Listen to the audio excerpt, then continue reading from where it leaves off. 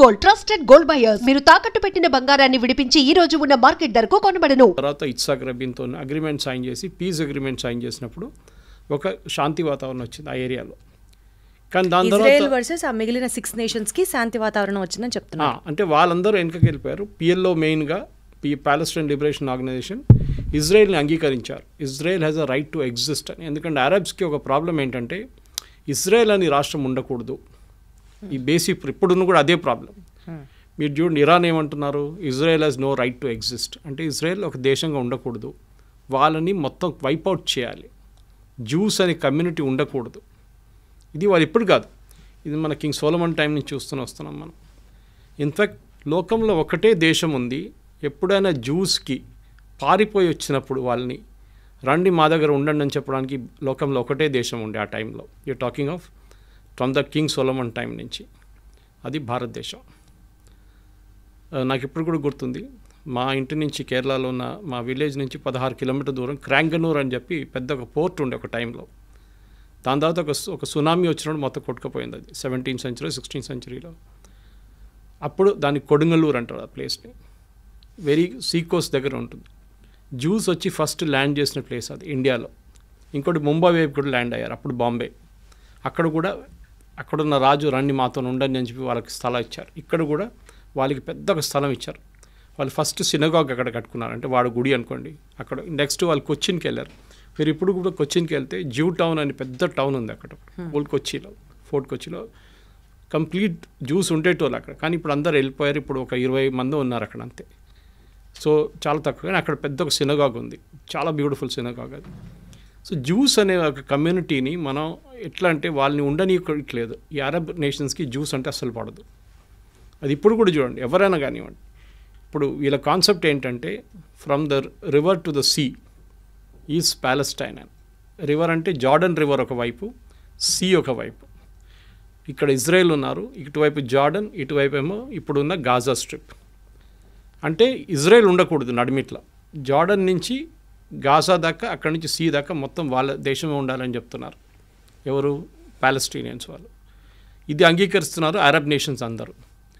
In fact ఈ piece deal sign చేసిన తర్వాత కూడా మనకందరూ తెలుసు, దానికన్నా ముందు మ్యూనిక్ ఒలింపిక్స్లో 11 మంది ఇజ్రాయేలీ అథ్లీట్స్ చంపారు పిఎల్లో. దాని తర్వాత పెద్ద గొడవ జరిగింది. వీళ్ళందరినీ ఎవరో చంపారో వాళ్ళందరినీ పట్టుకొని పిఎల్లో వాళ్ళని ఒక్కరి తర్వాత ఒకరు చంపారు ఇజ్రాయెల్. అప్పుడు ఇజ్రాయెల్ తెలిసింది ఏంటంటే మాకు సర్వైవ్ చేయాలంటే మాకు ఛాన్స్ లేదు, మాకు ఆప్షన్ లేదు, we have to fight to survive. ఎవరు వారిని సింపథైజ్ చేయరు. సింపథైజ్ చేసే చాలా తక్కువ నేషన్స్ ఉన్నారు. ఇన్ఫ్యాక్ట్ ఇందిరాగాంధీ టైంలో పిఎల్ఓకి సపోర్ట్ చేశారు, మన ఇజ్రాయెల్ సపోర్ట్ చేయలేదు. ఒక టెర్రరిస్ట్ ఆర్గనైజేషన్ సపోర్ట్ చేశారు. ఇప్పుడు కూడా మన హమాస్ని ఒక టెర్రరిస్ట్ ఆర్గనైజేషన్గా డిక్లేర్ చేయలేదు, ఈవెన్ మోదీ గవర్నమెంట్ వచ్చిన తర్వాత కూడా. కానీ దానికన్నా ముందు ఇంకా దారుణ పరిస్థితి ఉండే. పిఎల్ఓ లాంటి టెర్రరిస్ట్ ఆర్గనైజేషన్ని భారతదేశం సపోర్ట్ చేస్తుండే. ఓకే, సరే ఆ హిస్టరీ అయిపోయింది. యాసిర్ అరాఫాత్ని ఇజ్రాయెల్ వాళ్ళు చంపేశారు, అది అందరికి తెలుసు. ఫుడ్ పాయిజనింగ్ చేసి ఆయన అవుట్ చేసేసారు కంప్లీట్గా. దాని తర్వాత వాళ్ళు next in command take over చేసుకున్నారు, కానీ వాళ్ళని అందరినీ హమాస్ తెరిమి కొట్టి బయటకు చేసేస్తారు. Hamas is a terrorist organization. Hamas main sponsor Iran. ఇప్పుడు మనం హిస్టరీకి వస్తున్నాం, ప్రజెంట్ డే హిస్టరీ, పాత హిస్టరీ నుంచి ప్రజెంట్ డే హిస్టరీకి వస్తున్నాం. అటువైపు లెబనన్ ఆ కంట్రీలో క్రిస్టియన్ కంట్రీ ఉండేది. ఒక 10-20 సంవత్సరాల ముందు క్రిస్టియన్ కంట్రీ, అది ఇప్పుడు టోటల్ ఇస్లామిక్ అయిపోయింది. అక్కడ ఉన్న క్రిస్టియన్స్ 16% ఎంత ఉన్నారు, వాళ్ళు కూడా అక్కడి నుంచి పారిపోతున్నారు. ఎవరు లేరు ఇప్పుడు అక్కడ, ఎక్కువ ఉన్నారు 6-10% ఉన్నారు అంతే. అక్కడ హెజ్బుల్లా అని చెప్పి ఇంకొక టెర్రరిస్ట్ ఫోర్స్ని ఇరాన్ సపోర్ట్ చేస్తున్నారు. అంటే ఏం చేస్తారు, వీళ్ళకి డబ్బులు ఇస్తారు, వీళ్ళకి ఆయుధాలు ఇస్తారు, వీళ్ళకి కావాల్సిన టెక్నాలజీ ఇస్తారు, వీళ్ళకి కావాల్సిన మారల్ సపోర్ట్ ఇస్తారు, అన్నీ చెప్పిస్తారు ఇరాన్. సో మనకి హమాస్ అయిపోయింది, ఇటువైపు హెజ్బుల్లా అయిపోయింది. హమాస్ అని టెర్రరిస్ట్ ఆర్గనైజేషన్ అక్కడ ప్యాలెస్టీన్ అథారిటీ అని ఉండే, అంటే నడిపించడానికి, అంటే మన వెస్ట్ బ్యాంక్ కానివ్వండి గాజాని అడ్మినిస్టర్ చేయాల్సింది. అక్కడున్న గవర్నమెంట్ పేరు ప్యాలెస్టీనియన్ అథారిటీ, అది పిఎల్ఓ నుంచి వచ్చింది, యాసిర్ అరాఫాత్ టైం నుంచి వచ్చింది అనమాట. కానీ హమాస్ వాళ్ళని ఉండనియట్లేదు అక్కడ అసలు. మీరేం చేయకూడదు ఇక్కడ, మీరు పక్కన జరిగిపోండి అని చెప్పి గాజా నుంచి తరిమి కొట్టేశారు బయటికి. వాళ్ళు ఉన్నది ఇప్పుడు వెస్ట్ బ్యాంక్లో ఉన్నారంతే ఇటువైపు. సో గాజాలో ఉన్న టెర్రరిస్ట్ గ్రూప్. మూడోది హూతీస్. యమన్లో మీకు తెలుసు, యమన్లో పెద్ద ఒక సివిల్ వార్ జరిగిన తర్వాత హాఫ్ యమన్ టెర్రరిస్ట్ గ్రూప్ దగ్గర ఉంది, ఇంకొక హాఫ్ గవర్నమెంట్ దగ్గర ఉంది, వాళ్ళ గవర్నమెంట్. ఈ terrorist group financed again Iran, మొత్తం డబ్బులు ఇచ్చి ఆయుధాలు ఇచ్చి. హూతీస్ అంటారు వాళ్ళు. సో 3 Hలు, హూతీ, హెజ్బుల్లా, హమాస్. వీళ్ళు ముగ్గురు కలిసి ఇజ్రాయెల్ మీద ఎప్పుడు దాడి చేస్తూనే ఉంటారు. సూసైడ్ బాంబ్ అటాక్ ఉండొచ్చు. మనం మర్చిపోకూడదు, చాలామంది అరబ్స్ ఇజ్రాయెల్లో ఉంటారు, పనిచేస్తారు ఇజ్రాయెల్లో. కానీ అప్పుడు కూడా ఇజ్రాయెల్ వాళ్ళని ఉండనిస్తున్నారు, ప్రాబ్లం లేదు. కానీ అప్పుడప్పుడు ఏం చేస్తారంటే ఈ గాజా వైపు నుంచి వచ్చిన వాళ్ళు ఎవరైనా, లేకుంటే ఈ గ్రూప్ నుంచి ఎవరైనా సూసైడ్ బాంబ్ చేస్తారు. బస్ స్టాండ్ దగ్గరనో లేకుంటే సోల్జర్స్ వెళ్తున్న అక్కడ చెక్ పోస్ట్ కాడ వెళ్ళి సూసైడ్ బాంబింగ్ చేస్తారు. అది ఇజ్రాయెల్ తర్వాత స్ట్రాటజీ యూజ్ చేసి దాన్ని అడ్డుకున్నారు. ఇదంతా మొదలైంది ఎక్కడంటే October 7th మనకు అందరికీ తెలుసు, 2 సంవత్సరాల ముందు October 7th ఇజ్రాయెల్ మీద గాజా నుంచి పెద్ద ఒక దాడి జరిగింది. మేజర్ ఇంటెలిజెన్స్ ఫెయిలియర్ అది, దాంట్లో డౌట్ లేదు. 1000 మంది కనుక చనిపోయారు, 1200 మందిని కిడ్నాప్ చేసి తీసుకెళ్లారు, మన అందరికి తెలుసు అది. దాంట్లో ఇప్పుడు కూడా 48 మంది వాళ్ళ దగ్గర ఉన్నారు, పాలస్టీనియన్ టెర్రరిస్ట్ దగ్గర ఉన్నారు, హమాస్ దగ్గర. హమాస్ ఏం చేశారంటే అక్కడున్న హెల్త్ మినిస్ట్రీ వాళ్ళ దగ్గర ఉంది, అక్కడున్న హాస్పిటల్ కానివ్వండి, స్కూల్ కానివ్వండి, దాని కింద ఇరాన్ నుంచి వచ్చిన డబ్బులు పెట్టి ఒక 10 సంవత్సరాల నుంచి టనల్స్ కట్టుకున్నారు, అండర్గ్రౌండ్ టనల్స్. ఈ అండర్గ్రౌండ్ టనల్స్లో దాచుకుంటారు, ఎందుకంటే వీళ్ళు పైన ఎక్కడ ఉంటే ఇజ్రాయెల్ వచ్చి బాంబు చేసేస్తారు. సో టనల్స్లో ఉంటారని వాళ్ళ స్ట్రాటజీ అది. కానీ ఇజ్రాయెల్ ఇంటెలిజెన్స్ నేను చెప్పినట్లు మొస్సాడ్ వాళ్ళ చాలా ఎఫెక్టివ్. వాళ్ళకి పిన్ పాయింట్ అక్యురసీతో చెప్తారు ఈ బిల్డింగ్లో ఉన్నారు అని క్లియర్గా చెప్పినప్పుడు కొడతారు.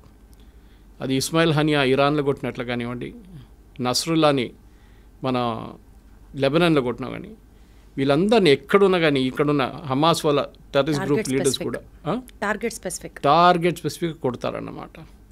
సో ఏం చేస్తారంటే ఇప్పుడు హమాస్ని కంప్లీట్గా ఫినిష్ చేసేసారు. కానీ ఇప్పుడు కూడా గాజాలో నడుస్తుంది, డైలీ 2-3 ఇజ్రాయలీ సోల్జర్స్ చనిపోతున్నారు. కానీ ఆల్మోస్ట్ వైప్అవుట్ చేసేసారు గాజా నుంచి. అటువైపు వైప్అవుట్ ఉంది, కానీ ఇంకా ఉన్నారు వాళ్ళు హైలీ ట్రైన్డ్ వాళ్ళు. అంటే హైలీ ట్రైన్డ్ అంటే మోటివేటెడ్. అదే టైంలో లెబనాన్ వైపు మొత్తం ఫినిష్ చేసేసారు అక్కడ కూడా. నస్రుల్లాని చంపిన తర్వాత నెక్స్ట్ లెవెల్ లీడర్షిప్ వచ్చిన తర్వాత వాళ్ళని కూడా చంపేశారు. సో నెక్స్ట్ వచ్చి హూతీస్ని యుఎస్ చూసుకుంటున్నారు. బాంబింగ్ వేసినప్పుడు అక్కడ వాళ్ళు మిసైల్ వీళ్ళందరికీ ఆయుధాలు ఇచ్చేది ఇరాన్. ఇన్ని సంవత్సరాల నుంచి ఎవరిది వీళ్ళని పట్టించుకోలేదు. యుఎస్ కానివ్వండి, యూకే కానివ్వండి, ఇరాన్ కానివ్వండి, ఇరాన్ మిసైల్స్ ఇస్తున్నా కానీ ఏం చెప్పకుండా వీళ్ళందరూ హెల్ప్ చేసుకున్నారు. కానీ ఒక స్టేట్కి ఇప్పుడు వచ్చేట్లు వచ్చిందంటే October 7 జరిగిన దాడి తర్వాత ఇజ్రాయెల్కి తెలిసిపోయింది ఈ గేమ్ ఇంకా మనం ఇట్లా ఆడుకుంటూ పోతే కాదు, కంప్లీట్గా వైప్అవుట్ చేయాలని చెప్పి టైం తీసుకొని వాళ్ళ లీడర్షిప్ని కంప్లీట్ వైప్అవుట్ చేసేసారు. హమాస్ ఫినిష్ చేసేసారు, మనందరికి సిన్వార్ బ్రదర్స్ని ఇద్దరిని చంపేశారు. ఇటువైపు ఏమో నస్రుల్లాని చంపారు, అటువైపు ఏమో ఇస్మాయిల్ హనియాని ఫినిష్ చేసేసారు.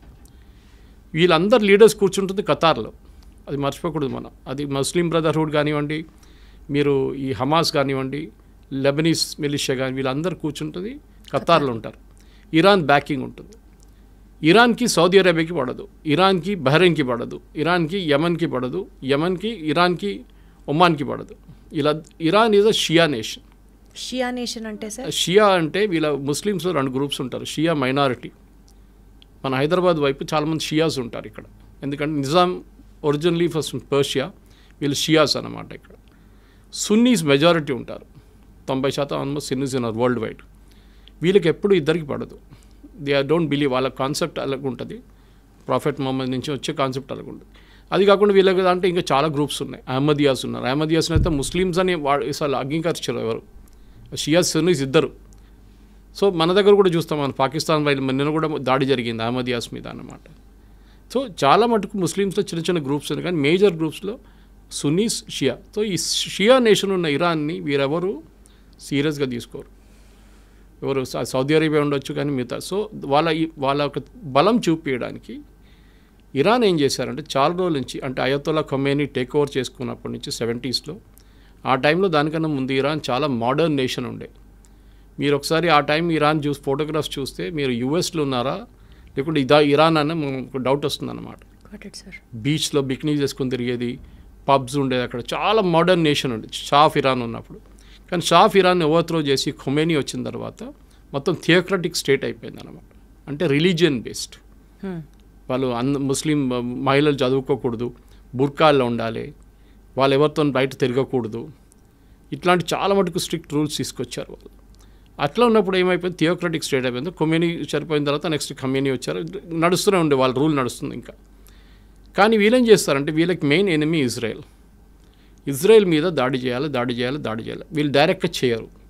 నేను చెప్పిన ఈ 3 గ్రూప్తోని చేపిస్తారు. హూతీస్, హమాస్, హిజ్బుల్లా 3 హెచ్లతో పని చేయించుకుంటారు వీళ్ళు. చాలా రోజుల నుంచి ఇజ్రాయెల్ పోన్లే అని చెప్పి ఊరుకున్నారు. కానీ October 7 జరిగిన తర్వాత their patience also ran out. వీళ్ళని వన్స్ ఫర్ ఆల్ ఫినిష్ చేసేసారని చెప్పి దిగారు వీళ్ళందరూ కలిసి. సో ఇజ్రాయెల్ గ్రేటెస్ట్ అడ్వాంటేజ్ ఏంటంటే వాళ్ళ మీద ఎప్పుడు దాడి జరుగుతూనే ఉంటుంది. నేను చెప్పాను చూడండి, 6 Day వార్ జరిగింది. ఇంకోటి యామ్ కిపూర్ వార్ అని ఇంకోటి ఉండే. వాళ్ళ హోలియెస్ట్ హాలిడే రోజు దాడి చేశారు వాళ్ళ మీద. ఇప్పుడు మన దగ్గర దివాళీ రోజో లేకుంటే దసరా రోజు మనందరం కొంచెం రిలాక్స్ అవుతాం, కానీ మన ఆర్మీ రిలాక్స్ కారు. కానీ వాళ్ళ టైంలో వాళ్ళ ఆర్మీ కూడా కొంచెం రిలాక్స్ అయిపోతారు ఆ టైంలో. చాలా ఫెస్టివల్స్ అంటే వాళ్ళు చాలా సీరియస్గా తీసుకుంటారు. అదే రోజు దాడి చేశారు, యామ్ కిపూర్ అని చెప్పి. వాళ్ళ holiest days in there calendar అన్నమాట. ఆ వార్ కూడా ఇజ్రాయెల్ గెలిచారు. సో వీళ్ళకేంటంటే ఇప్పుడు ఇరాన్కి మేజర్లీ ప్రూవ్ చేయడానికి, అంటే మేము సౌదీ అరేబియా కన్నా పెద్దది, టర్కీ కన్నా మేము పెద్దవాళ్ళం అని చెప్పి వీళ్ళు మిసైల్ టెక్నాలజీని చాలా చోట్ల నుంచి కొనుక్కున్నారు.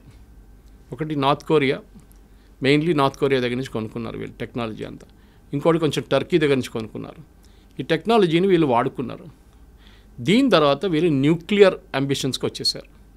అక్కడే ప్రజెంట్ గొడవ అంతా మొదలైందన్నమాట. So you have to understand the historical context. దానికోసం మీకు ఫ్లాష్ బ్యాక్ అని చెప్పాను. 100% సార్, నాకు అంతా అర్థమైంది. థ్యాంక్ యూ సో మచ్ ఎంత క్లియర్గా ఎక్స్ప్లెయిన్ చేసినందుకు. ఫస్ట్ ఆడియన్స్కి కూడా హిస్టరీ తెలిస్తే ఇంకా ఎక్కువ ఫాలో అవుతారు. సార్ ఇప్పుడు కమింగ్ టు ది పాయింట్, అసలు ఇజ్రాయెల్కి ఇరాన్కి మధ్యలో ఎంతసేపు ఇరాన్ ఇజ్రాయెల్ని ఫినిష్ చేయాలి అన్న ఆలోచన, అది కేవలం మతపరంగానే చూస్తామా, లేకపోతే డామినెన్సా, లేకపోతే పవర్ కోసమా, లేదా ఆయిల్ డామినెన్స్ కోసం, ప్రపంచవ్యాప్తంగా ఆయిల్ మా దగ్గర నుంచే ఉండాలి అన్న ఆ స్టేట్మెంట్ కోసమా? అసలు ఎందుకు, why is Israel being targeted now and then?